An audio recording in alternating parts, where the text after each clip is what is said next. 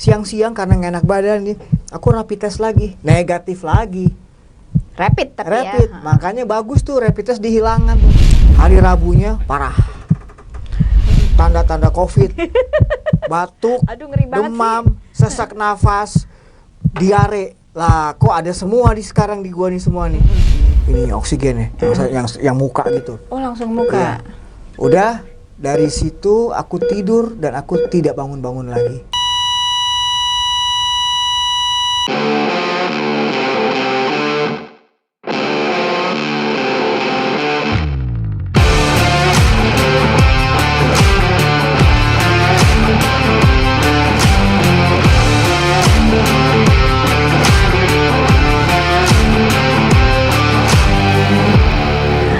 Hai Sobat Mula Milenial, apa kabar? Ketemu sama saya lagi di podcast Andrea. Saya sudah bersama seorang musisi dan sekaligus pianis yang cukup handal. Tapi sebelum kita ngobrol-ngobrol sama Rio Moreno, please subscribe, like, and share dulu ya.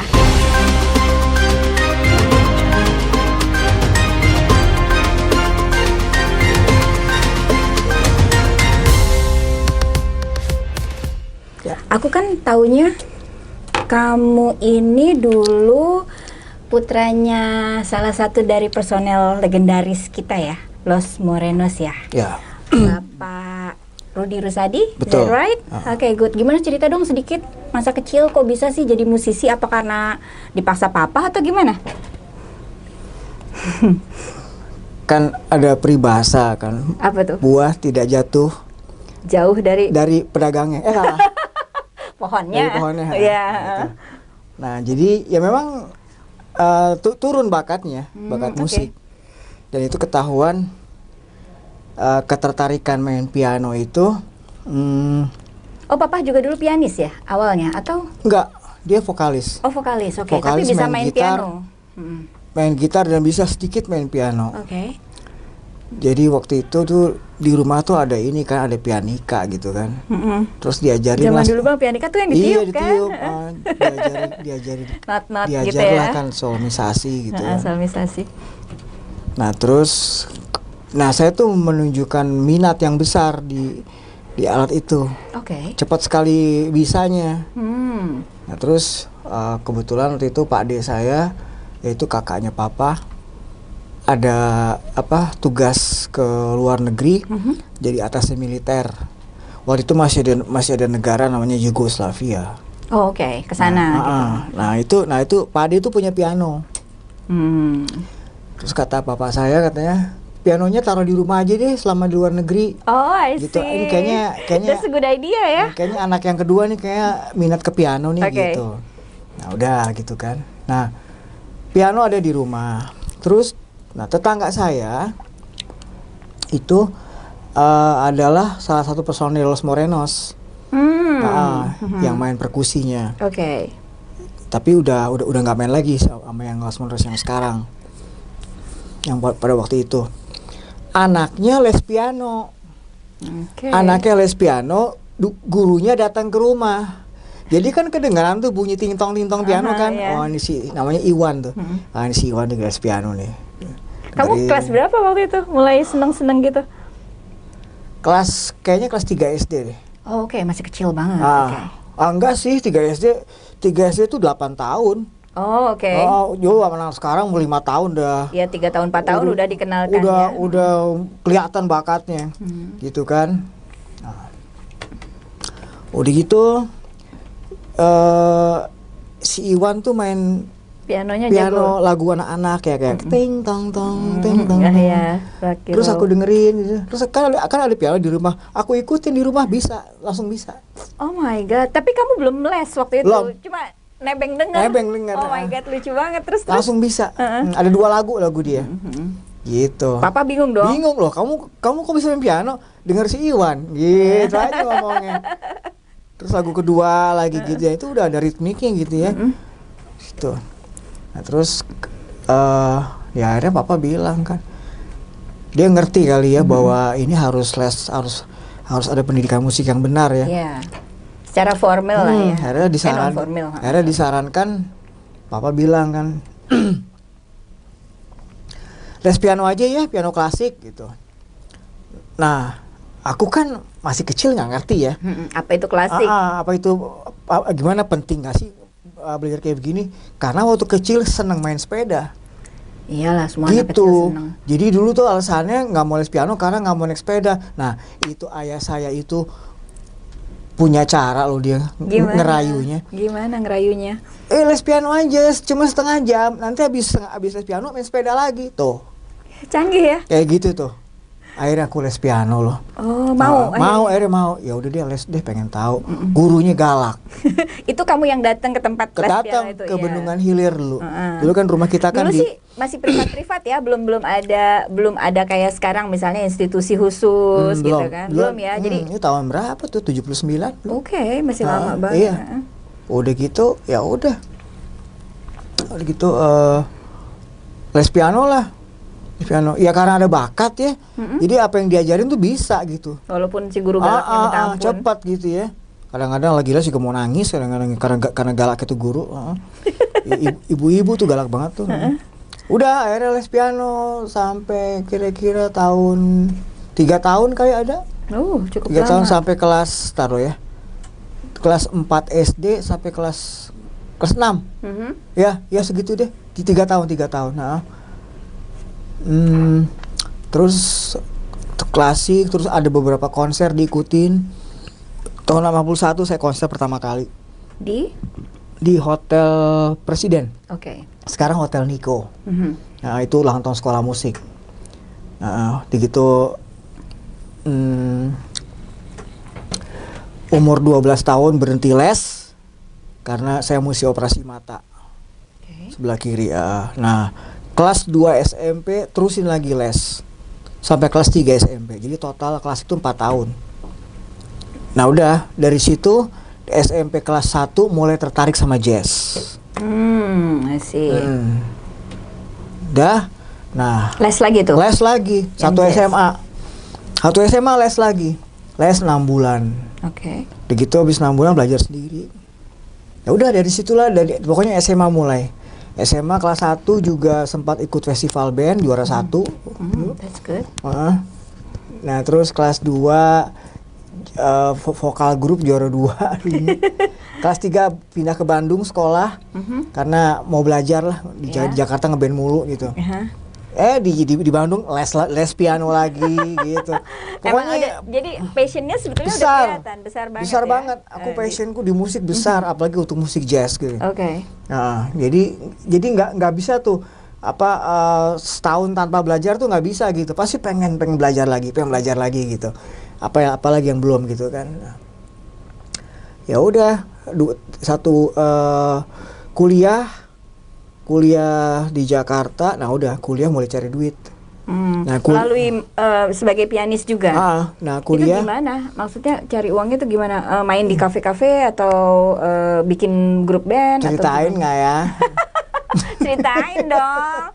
Kan mau pada tahu. Nah, cari duitnya mulai ya ketika udah mengerti dasar-dasar ilmu jazz. Itu penting banget ya untuk kita bisa main musik modern ya. Main pop, main apa gitu, itu mesti belajar jazz dulu gitu. Kalau menurut aku begitu ya. Di situ mulai cari duit. Saya diajak papa main di grupnya. Sempat itu ya? Sempat tahun 92. Jadi tuh lagi pas kuliah semester pertama tuh. Mau semester genap. Ya. Nah, terus saya juga punya band sendiri sama teman-teman. Namanya? Ada namanya bandnya Candika namanya. Candika. Ya. Nah, Candika ini tuh ini band SMA zaman dulu waktu juara 1. Yang waktu SMA, iya. Nah, jadi personalnya itu ya. Iya. Kita masih main terus. Nah, udah gitu udah terus Candika vakum, saya bikin band lagi. Nah, mulai di situ tahun-tahun 94. Nah, mulai senang main, mulai fokus untuk main musik Latin. Hari Selasa itu siang-siang karena nggak enak badan nih, aku rapid test lagi, negatif lagi. Rapid. Makanya bagus tuh rapid test dihilangan tuh. Emang nggak akurat kok emang.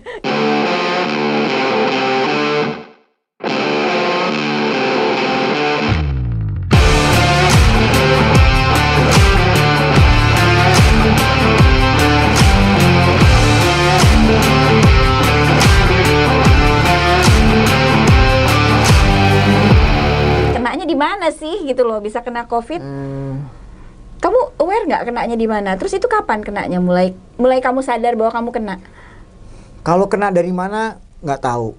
Oke. Ya nggak jelas. Ini kan virus dari siluman. Ya kan di mana-mana. Ini virus menyerang siapa saja. Jadi kena di mana nggak tahu. Nah kalau gejala awalnya tahu. Itu gimana sih ceritanya? Kamu September tahun lalu ya kena ya? Iya. Aku September tepatnya tanggal 8 hari Selasa.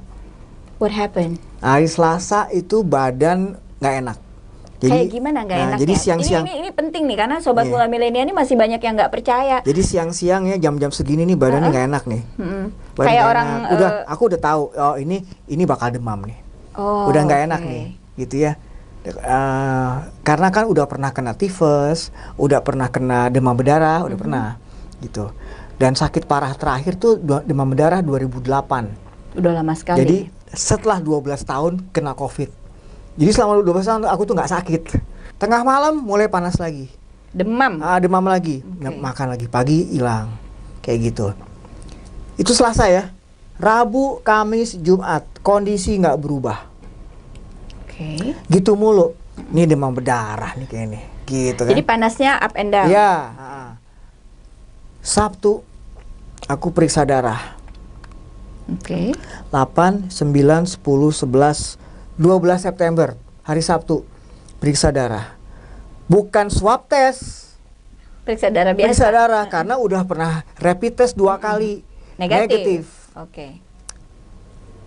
Swab test, periksa darah dinyatakan gejala tifus. Nah, udah gitu 2014 hari Senin mulai batuk. Batuk biasa kayak Iya, orang batuk kering. Batuk gak enak aja. Batuknya gimana? Kering atau basah? Kering. Kering. Oke, batuk kering. Terus, jadi agak nyesek ya. kering. Mulai itu. Nah, Selasanya persis seminggu kemudian sesak nafas. Langsung. Mulai nggak enak. Mulai nggak enak. Sesak nafas tuh gimana? Kayak kita susah bernafas, kayak orang asma gitu, gejala awalnya, atau memang sesak nafas kayak kita habis terengah-engah lari gitu? Terengah-engah. Oke. Dalam keadaan diem gini, tapi kita kayak orang lari gitu. Ih, bahaya banget ya. Gitu. Ngeri banget. Ini kenapa kok kayak begini ya? Apa meluk bantal di tempat tidur gitu ya? Terus besoknya Demam masih tuh, demamnya masih. Masih. Oke. Nah, hari Selasa itu siang-siang karena nggak enak badan nih, aku rapid test lagi, negatif lagi. Rapid tapi Rapid, ya. makanya bagus tuh rapid test dihilangkan tuh. Emang nggak akurat kok emang. Iya, oke. Gitu. Terus 3 kali dibohongin sama jarum suntik. Nah, hari Rabunya parah. Yang parah apanya? Sesak nafasnya. Sesak nafasnya.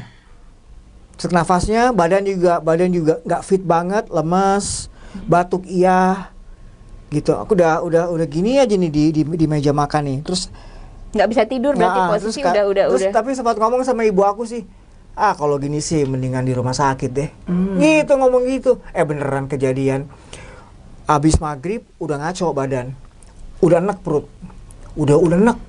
Oh, mual gitu. Malah sampai nyolokin jari nih ke mulut supaya muntah, nggak keluar.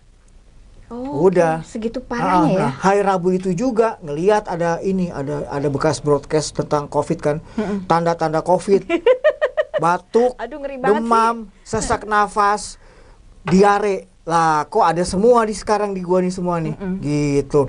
Jangan kena COVID ya, tapi tetap nggak percaya orang kemarin gejala tifus kok. Gitu. Iya, oke. Tapi kok ada kayak begini ya, gitu. Ada apa nih ya? Akhirnya? Malamnya dilarikanlah ke Puskesmas Cinere. Oke. Terus dirujuk ke Rumah Sakit Umum Depok. Pada saat itu? Iya, malam itu juga. Jam 10 malam tuh. Nyampe rumah sakit Umum Depok kira-kira jam setengah 12-an gitu. Masuk gawat darurat. Penuh, nggak dioper lagi ke UI ya. Rumah sakit UI. Rumah sakit UI itu di dalam UI itu? Kampus UI. Salemba? Bukan, Depok. Oh, Depok. Oke. Oh, ada ya? Ada. Oke.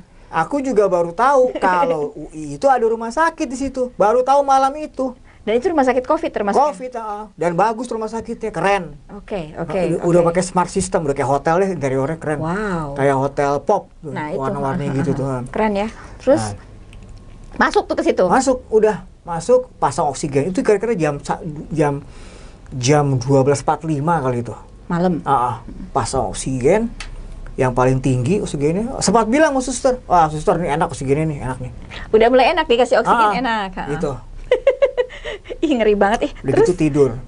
Bisa tidur malam itu bisa. setelah lelah ya? Bisa dengan kan itu kan ruang IGD ya, berisik kayak minta ampun. Ada bunyi-bunyian apa. Aduh ya ampun, kok dia ada di sini gimana ya? Tapi kamu sadar nggak bahwa kamu itu udah mulai mendekati COVID yang parah banget gitu pada saat itu di situ, karena kan kamu lihat situasinya kan, dan kamu nggak tahu itu rumah sakit COVID pada saat itu. Nggak tahu. Oke. Jadi nginep. Nah besoknya sempat swab tes. Di swab. Nah begitu di swab, aku nanya sama suster, memang saya kena COVID ya? Nah susternya nggak jawab. Nanti ya Pak Rio ya, nanti kita kasih tahu hasilnya. Oke. Gitu. Udah, akhirnya aku pindah ke ruangan biasa, ke ruangan ICU. Itu IGD tuh, gawat luar. Langsung masuk ICU? Iya, ICU, ganti baju, langsung dipasang lagi. Ini oksigennya, yang muka gitu. Oh, langsung muka. Iya. Udah, dari situ aku tidur dan aku tidak bangun-bangun lagi. Sampai tanggal 7 Oktober. Tunggu dulu. Jadi kamu itu dalam keadaan sadar ketika itu, terus tiba-tiba dipingsanin gitu ya, dikomakan. Itu yang itu berarti udah parah loh. Udah parah. Saya tidak pernah tahu kalau kena COVID yang parah. Dan saya juga tidak pernah tahu kalau dokter punya rencana untuk memasang ventilator. Pada saat itu tidak dikasih tahu. Tapi tunggu dulu, waktu kamu pelan-pelan nih kita flashback ya, karena ini menarik nih sobat mula milenial, betapa cepatnya, maksudnya perkembangan dari sehat, terus tiba-tiba terjangkit, terus tiba-tiba koma, gitu kan? Ini kan bahaya banget nih. Ini sebenarnya yang menarik. Kan kamu waktu dipasang sama suster itu yang pertama, waktu mau swab, kan kamu udah lihat susternya pakai APD nggak? Pakai APD. Nggak curiga tuh kamu tuh? Ya gini aja, curiga juga bakal apaan gitu. Apa namanya? Curiga juga bikin mumet aja, nggak mau mikir macam-macam kan. Yang penting sekarang saya udah di rumah sakit, dirawat, udah di tangan yang baik ya kan. Udah dalam penanganan yang baik, jadi ngapain? Jadi pasrah aja. Pasrah aja udah. Aku kan kalau udah pasrah tuh, kalau di rumah sakit tuh udah aku tuh nurut, pasrah, nggak banyak tanya, dan punya semangat hidup untuk sembuh. Yang tinggi. Nah, jadi saat itu nggak tahu kalau kena COVID parah. Nah, tanggal 18 September aku tidur, ya. Udah dari situ. Ternyata berapa lama kamu tertidur? Maksudnya ditidurkan itu? Aku tidur dari tanggal 19 September sampai tanggal 7 Oktober. Allahu Akbar. 19 hari. Aku bangun di hari ke-20. Tunggu. Tahukah kamu kapan dipasang ventilator? Nggak tahu. Yang jelas dipasang mungkin sekitar tanggal 20-21 kali. Karena aku mulai tidur tanggal 19. Oh, berarti ditidurkan itu memang untuk dipasang ventilator. Dipasang ventilator harus dalam keadaan dibius. Koma. Kalau nggak sakit. Banget. Iya. Nah, udah. Aku ditidurkan dan aku bertahan sampai 16 hari masa kritis. Itu. Jadi 14 hari itu keadaanku belum aman. Iya. Masuk hari ke-16 baru mulai tubuh bereaksi. Gitu. Bertaruh mulai ada kemajuan katanya. Katanya. Nah, dicabut pelan-pelan ventilatornya. Bertahap. Iya, dicabut bertahap dan akhirnya sampai tanggal 19, tanggal hari ke-20 yaitu tanggal 8 Oktober aku bangun. Sebelum kita cerita bangun nih, ya, itu kan pasti ada ceritanya lagi dong, pemulihan gitu kan, yang which is panjang juga. Kamu ngerokok nggak sih? Aku nggak ngerokok. Minum? Nggak. Sama sekali? Nggak. Oke, mungkin itu juga ya Nah, yang jadi ya. apa? Jadi Ada hubungannya? setelah sadar, barulah dokter buka rahasia. Apa Pak Rio namanya? kemarin tuh Pak Rio kena COVID yang sangat parah. Paru-parunya udah bolong. Really? Dan paru-paruku udah kempes yang sebelah kiri. Jadi kenapa dipasang ventilator? Karena sudah tidak berfungsi dengan baik. Si paru-paru ini. Oh Gitu. my God. Nah, kalau katanya tim dokter mengusulkan mengupayakan cara dipasang vakum dari samping sini supaya paru-parunya ngembang lagi. Di vakum. Tidak berhasil. Berhasil. Oh, berhasil. Berhasil. Oke. Udah gitu. Jadi Sampai separah itu. sampai separah itu. Jadi paru-paruku parah kemarin. Dan memang hati-hati ya. Hati-hati, ini saya juga punya pesan ya. Kita jangan toleransi dengan perokok di sekeliling kita. Perokok pasif. Perokok pasif. Is that what happened to you? Iya. Oke. Iya. Aku ada 1,5 bulan sebelum puasa ya. Aku ada di ruangan yang sedikit lebih besar dari ini. Aku suka live streaming kan. Oke. Nah, dia tuh ngerokok terus. Your rekanan, your teman iya, ya. Oke. iya, dia ngerokok terus tuh. Jadi gini, orang juga ada yang nanya begini sama aku. Kenapa sih kok lu nggak ngerokok? Cuma lu kena COVID. Bos, bentar. Nah, gua perokok pasif. Perokok pasif diserang paru-parunya. Justru secara langsung ya. Tapi Jadi jantung fine. Nah, kenapa aku bertahan 16 hari? Ya. apa? Kata dokter katanya karena aku punya jantung yang kuat. Oh, oke. Pola hidup sehat juga mungkin ya. Itu pertahanan terakhir kan jantung kan. Dia terus berdegup ya. Gitu. Iya, iya. Coba kalau aku perokok berat lewat kayak aku kemarin. Pasti. Gitu. Ada penyakit bawaan lain nggak sih Ada. selain itu? Apa? Diabetes. Kamu punya diabetes? Amazing. Ada. Biasanya kalau ada penyakit komplikasi lah itu ya, itu kan biasanya ya sorry to say, biasanya ya pass away. Iya. Nggak Makanya jadi bisa. kemarin tuh Couldn't make it lah ya gitu. bener-bener survivor COVID tuh bener-bener. Kenapa? Yeah, I karena think so. karena yang aku lawan 3. Diabetes, gejala tifus, dan COVID itu sendiri. Iya. Dan COVID-nya itu udah parah karena paru-parunya iya. sudah kempes. Itu second life, Iya. second chance. Aku kemarin dibilangnya harapan hidupku tinggal 5% ketika Kata dipasang dokter. ventilator. Kenapa? Karena kadar oksigen di dalam darah aku itu udah drop 80%. I Gitu. see. Itu karena kalau bukan ya alhamdulillah banyak yang doain, banyak yang mendoakan, banyak yang sayang ya, juga karena kebesaran Allah dan karena basic badanku sehat sebetulnya. Itu aja. Itulah pentingnya kita menjaga self immune Iya, gitu ya di saat sekarang karena memang COVID ini benar-benar dia itu merusak dalam tempo yang sangat cepat ya. COVID sebenarnya bisa dilawan ya kalau kita punya daya tahan tubuh bagus. Daya tahan tubuh itu didapat dari makanan yang benar ya. Pola hidup. Vitamin-vitamin yang bagus ya dan jam tidur yang benar. Jam tidur. Jam Kenapa tidur. begitu? Kenapa? Sebaiknya tidak ada begadang. Sebaiknya. Pada Kalau saat bisa. ini. Kalau bisa. Aku tuh ngaco jam tidurnya. Pada saat sebelumnya aku tuh ngaco. Hidupku dalam setahun terakhir sebelum kena COVID itu hidupku kurang bagus. Bukan makanan yang nggak bagus. Aku makanan dijaga ya. Ngerokok enggak, minum enggak, tapi tidur. Pola hidupnya. Jam 1 malam masih di luar sana, ya kan belum berkeluarga kan, ya nongkrong di kafe teman di. Belum berkeluarga guys. Gitu. Single available. Single available. And very romantic person. Oke. I know that. Maksud lo? Apa gitu. Gitu. Oke, terus. Jadi dia karena kayak begitu. Jadi jam 1 malam masih nongkrong di Cipete Raya situ ada. Terus nanti pulang jam 2. Nah, ketika aku nongkrong ya, aku tuh nggak minum alkohol, nggak minum air es ya, minumnya itu hot lemon tea, panas. Tapi aku tuh jagoan makan cabe, sambel.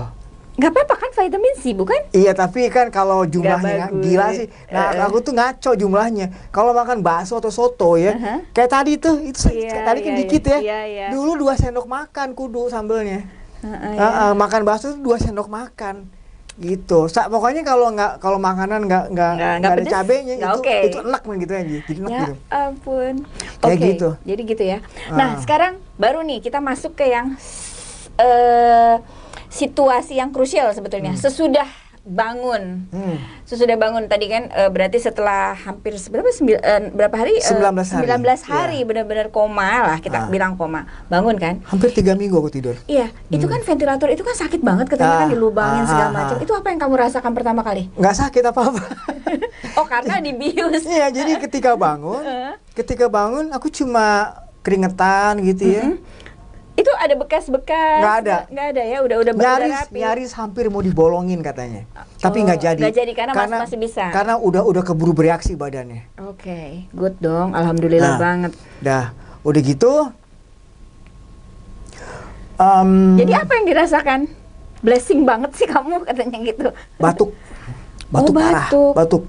Batuk parah dan kering lagi. Itu batuknya kering ya? Dan lemes aja. Kakiku mengecil. Ya, karena tidur lama sekali. Tidur lama sekali ya.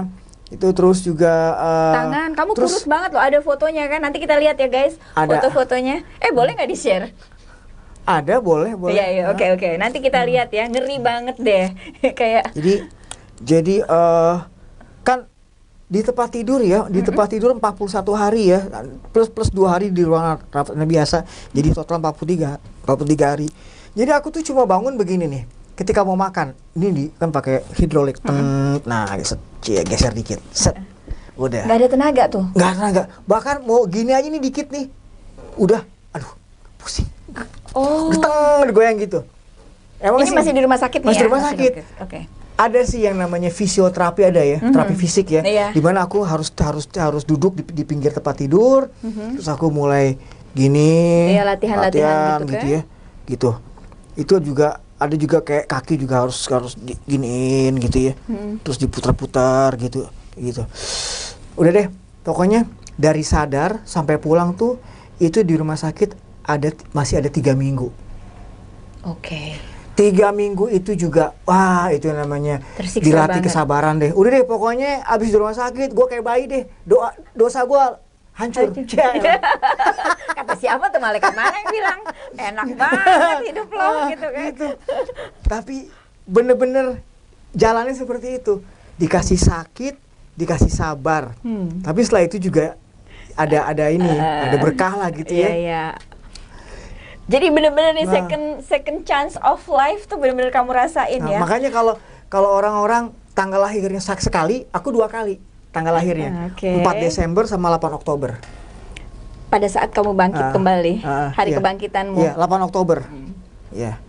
Ini kita sambil bercanda-bercanda ya, tapi kalian coba tolong ambil benang merahnya nih, betapa bahayanya si COVID ini gitu kan. Kalau dilihat secara bahaya loh. Iya, maksudnya bahaya kan kita kan sekarang lihat dong orang-orang tuh kayak udah nggak peduli juga gitu loh, udah kayak udah. Orang-orang nggak peduli karena udah bosen. Kan COVID udah ulang tahun setahun. Ya kan? Tapi kan mereka nggak lihat bahayanya. Iya, kedua karena mereka belum kena. Aduh, jangan sampai. Nah gitu. Ya, jadi memang mereka udah bosen, tapi please deh, yang bilang COVID hanya flu biasa, yang bilang COVID konspirasi, sini bos sini deh, gue jewer. Gue ceritain gitu penderitaan gue. Gue jewer sekalian. Nah, gitu. Oke, tadi 3 minggu setelah 3 minggu setelah bangun. Sekarang setelah kamu pulang, latihan nih, tangan nggak bisa dong main piano. Iya kan? Gimana tuh? Berapa lama lagi kamu? Kalau nggak salah sampai 3 bulan kan? 3 bulan guys, can you believe it? 3 bulan, ya. Tangan itu seminggu sebelum pulang ya, aku diinfus di sini nih, serot di sini, ya. Udah gitu bengkak. Oke. Bengkaknya sampai sini. Nah ini masih ada bekas ini berjendol. Ini sakit segini. Karena kamu kurus banget kan, tulang sama kulit, bener-bener. Jadi aku udah bilang sama dok, suster saya sakit ini, tapi nggak digubris. Akhirnya sampai aku pindah ke ruang rawat inap biasa, aku masih diinfus. Masih ngikut tuh infus tuh. Itu pindah ke ruang rawat inap biasa jam 11 malam. Jam 12 kurang 20 ya. Suster masuk mau ngasih obat, yaitu obat antibiotik lewat infus. Oh, sakit banget itu. Kental kan? Aku sakit menjerit, aku marahin tuh suster. Aku bilang gini, galak. Aku bilang gini, suster, saya kemarin bilang ini sakit tapi nggak digubris. Ini sekarang masuk obat, ini sakit banget. Ini jam berapa? Saya mau tidur. Gitu. Saya nggak mau tahu. Saya udah di ruang rawat biasa. Saya udah sembuh. Saya udah negatif tesnya. Besok pagi saya mau cabut ini. Gituin. Oke. Atau besok pagi kasih obat yang lewat mulut. Oke, oral udah bisa ya. Besok pagi tuh suster datang dicabut. Tes, cabut. Oke. Udah bebas di tangan dua-duanya. Jam 10 datang dokternya. Pak Rio nanti bikin lagi ya, suntik lagi infusnya. Nih orangnya tempeleng gontar lu. Oke deh. Sekarang nih sebelum kita tutup seru banget ya, tapi nanti ada segmen berikutnya lagi aku undang kamu lagi ya. Masih banyak cerita-cerita yang menarik di balik musibah Covid ini. Tapi satu kata dong buat sobat mula milenial nih supaya mereka tuh aware bahwa ayo dong kita jaga nih imun self immune, terus udah gitu jangan ngumpul-ngumpul dulu deh gitu loh. Gimana menurut kamu tuh sebagai penutup? Balik lagi ke daya tahan tubuh ya.